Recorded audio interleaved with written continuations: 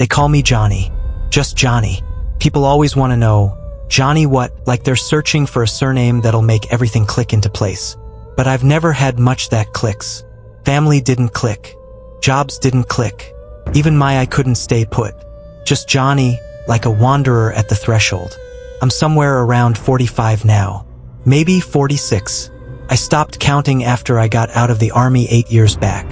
They discharged me early after I caught some shrapnel in my skull, and it took my eye along for the ride. I've got a glass eye now. Looks convincing enough in the mirror if you don't stare too hard. Moves a bit sluggish, like it's had too much to drink. But it does the trick. My knee's in worse shape, though. That came courtesy of an IED that didn't complete its mission. I remember lying in the sand with my boot half torn off and this ringing in my ears, thinking, this is the end. But it wasn't. It never is. I made it home. A lot of my brothers didn't. That's the cruel irony of combat. You become skilled at losing people and terrible at keeping them. I tried returning to normal life after my discharge. What nobody tells you is there's no normal sitting there waiting. You come back and everyone's moved forward. Your house feels too silent. Supermarkets feel like war zones. And every job interview, they glance at your resume and spot two things, military and medical discharge. That's where the conversation dies. I attempted roofing for a spell. My knee protested. Tried delivery driving, but the hours got weird, and my eye would throb when the road stretched too long. Eventually, I wound up here, a motel. Not just any motel, mind you. It sits out in the wasteland, about an hour past the last gas station anyone recalls. A vast, empty expanse on all sides. No neighbors, no settlements.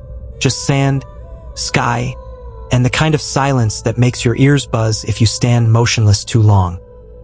The establishment is called the Time Traveler's Motel. I didn't christen it. I didn't construct it. I simply work here. Front desk mainly. Clean some quarters. Replace the towels. Switch out light bulbs. Fill the same guest book repeatedly with fictitious names because we don't get many genuine ones. It's an unusual job, certainly, but it's employment. And in this world, that matters for something. I rise every morning at 5, hobble to the small kitchen out back, brew the same harsh coffee we get in bulk from who knows where. Then I wait. I wait for the sun to haul itself over the horizon and paint the walls that terrible dusty rose this place was cursed with. Most motels get truckers, wanderers, families with irritable children on long journeys. We don't. The people who arrive at the Time Traveler's Motel don't belong anywhere.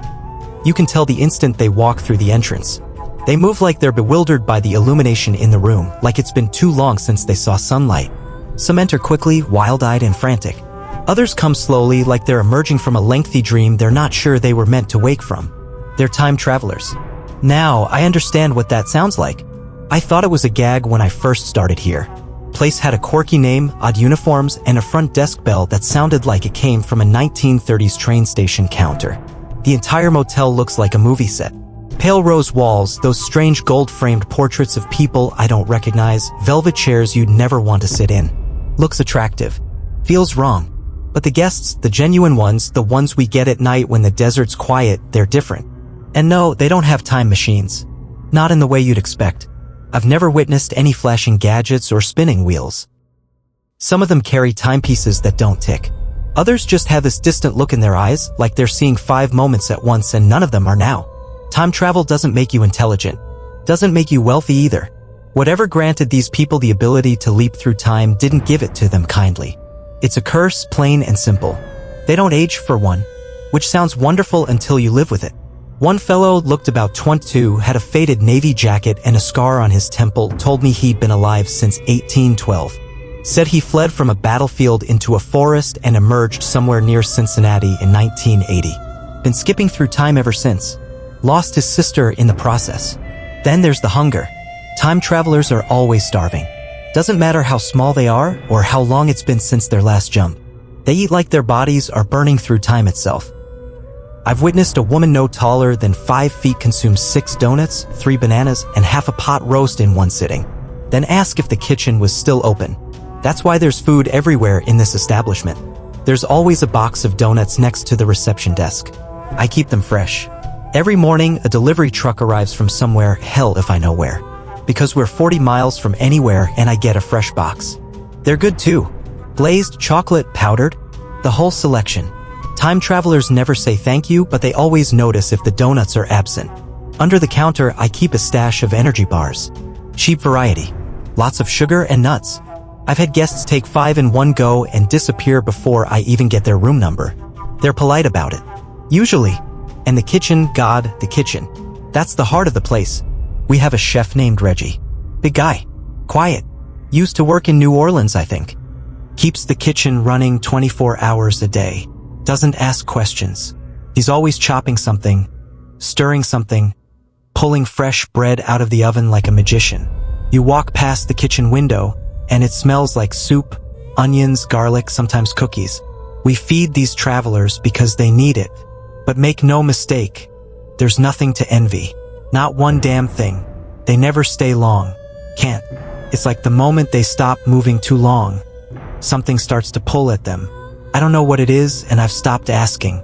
I've had guests break down in the lobby. One man sobbed into the couch cushions for 30 minutes before disappearing into room 6. Next day, his key was on the desk, and the bed hadn't been slept in. They come and go, leaving behind strange scents, strange questions, and the occasional item we can't explain. A red coin with no date, a key with no door. Once, a baby shoe, clean and used, with a note tucked inside that just said, "I'm sorry." I used to ask questions. I don't anymore. That's rule number 1 here. Don't get involved. You serve the food. You clean the sheets. You don't ask where they came from or where they're going next. Sometimes they try to talk to me. There was this girl, no older than 16, with long black hair and a dress that looked like it was made from the curtains of some wealthy old house. She came in at 2 in the morning, trembling and barefoot. I asked her if she was okay. She just looked at me and said, "I think I'm going the wrong direction. What the hell do you say to that?" She stayed for 3 hours, ate everything Reggie sent out, from biscuits to bacon to 3 glasses of milk. That there's only one man who's been here longer than me. That's O'Reilly. He's the manager, though he never says it out loud. Doesn't wear a name tag. Doesn't have an office with a little plaque that says general manager or in charge. But everyone knows. You feel it the moment he walks into a room. Like the temperature shifts a bit. Like the walls lean in to listen. First time I met him, I thought he was a guest. He came out of room 0, which, far as I knew, didn't exist, wearing this red velvet suit that looked like it had never seen dust. Perfect fit too. Every button lined up like it was sewn by someone with magic fingers. Top hat to match. Long white gloves that never came off. Spectacles perched on his nose like they'd been there since birth. He looked like someone who missed the boat to the 1900s and decided to make peace with it. I asked, "Can I help you, sir?" He just smiled real slow. "I believe I already work here." That was it. No paperwork. No interview. 1 minute I was alone, running this strange little motel in the middle of nowhere. The next, I had a boss who looked like a circus magician. He drinks coffee like a man dying of thirst. Same as me. That's probably the closest thing we have to a friendship. We both wake early before the sun breaks over the dunes and drink pot after pot of the motel's bitter brew. "Coffee's weak today," I said one morning. O'Reilly sniffed it like a wine taster. "It's not the coffee, Johnny. It's the water. Something's off in the pipes again." "You say that every week," I said. "Because it's true every week," he said. We sit by the lobby window during the quiet hours. He brings out a long-stemmed pipe sometimes, though I've never seen him light it.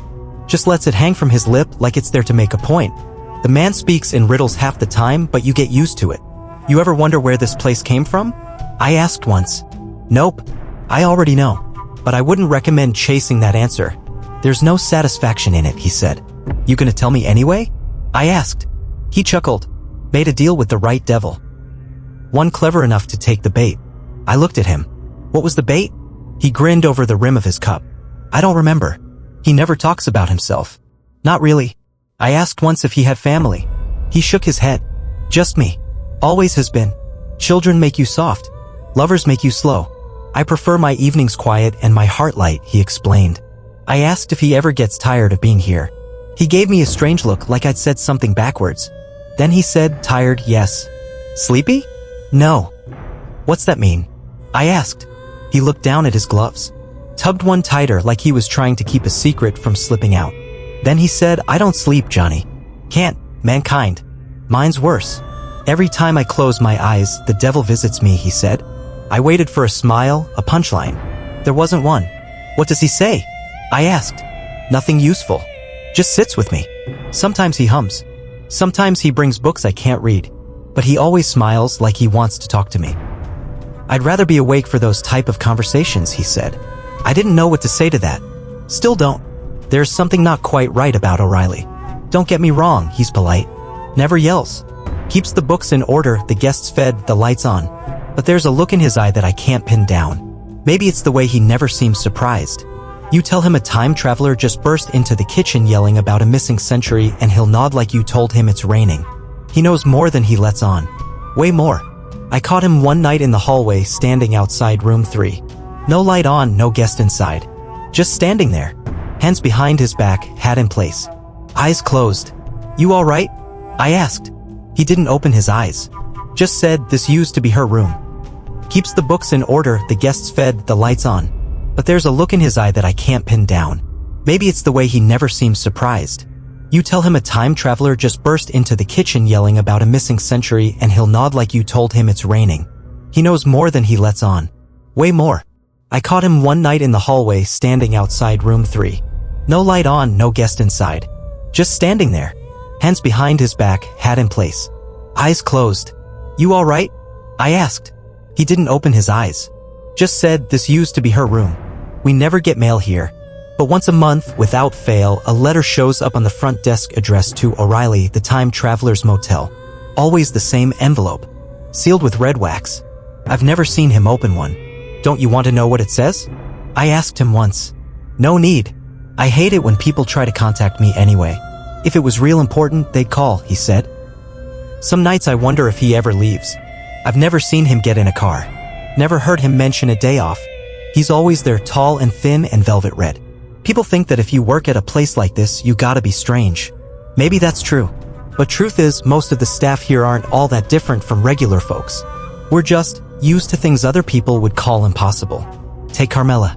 60-something, maybe 70, but she'd slap you if you guessed it out loud. She's got this dry, crackling voice like she's been yelling at the world since birth. Smokes menthols like they're candy. I've never seen her without one dangling from her lips even when she's folding bedsheets. She used to be a nun. No, really. Left the church after what she calls an unfortunate conversation with an archangel in a Vatican parking garage. Says she did cleanup work for the church's less talkable operations. Her exact words. "You think priests are scary?